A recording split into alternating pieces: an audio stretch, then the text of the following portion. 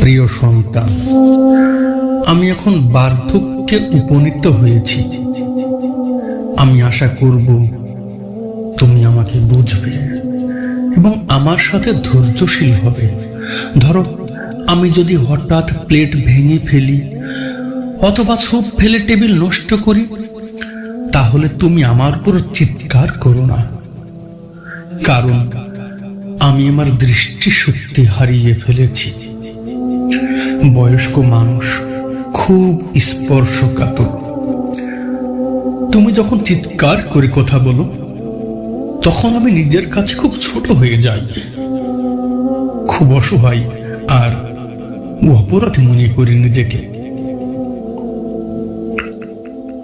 আমার এখন শ্রবণ শক্তি শেষ হয়ে এসেছে। আমি ঠিক শুনতে পারছি না তুমি কি বলছো। তোমার এখন আমাকে বধির বলা উচিত নয়। দয়া করে তুমি পুনরায় বলো অথবা লিখে দেখাও। দুঃখিত বাবা, আমি অন্ধ হয়ে যাচ্ছি। আমার পা দুর্বল হয়ে আসে।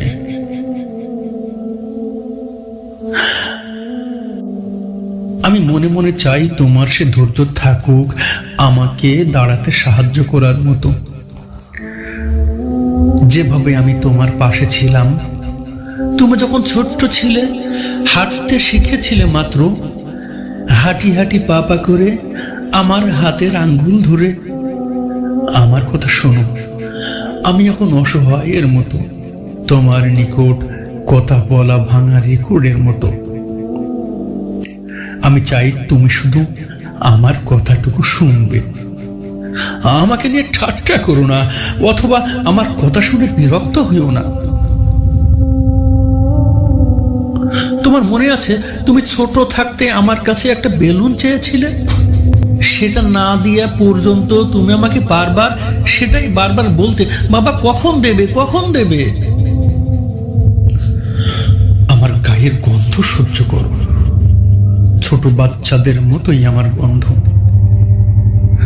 এই জন্য দয়া করে আমাকে গোসল করার জন্য জোর করো না, কারণ আমার শরীরটা ভীষণ দুর্বল হয়ে পড়ে।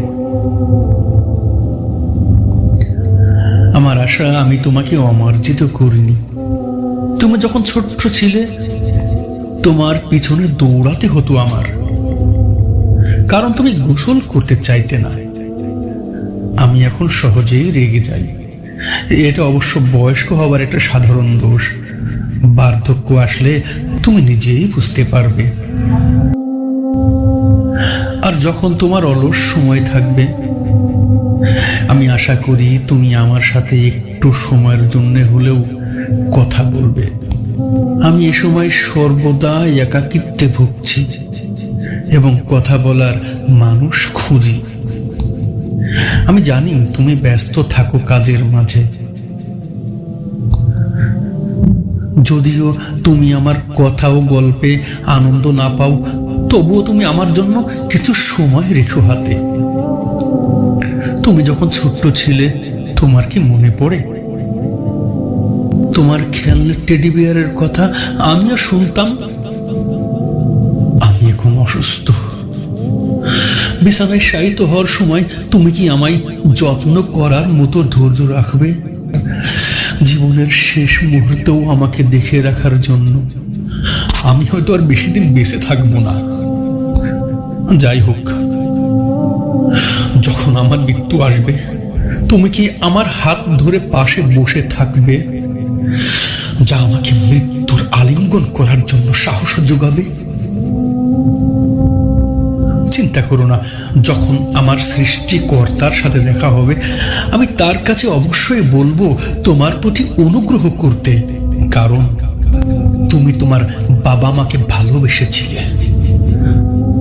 তোমার যত্ন ও সহমর্মিতার জন্য তোমার প্রতি অনেক অনেক দোয়া রইল। আমরা তোমাকে ভালোবাসি হে প্রিয় সন্তান।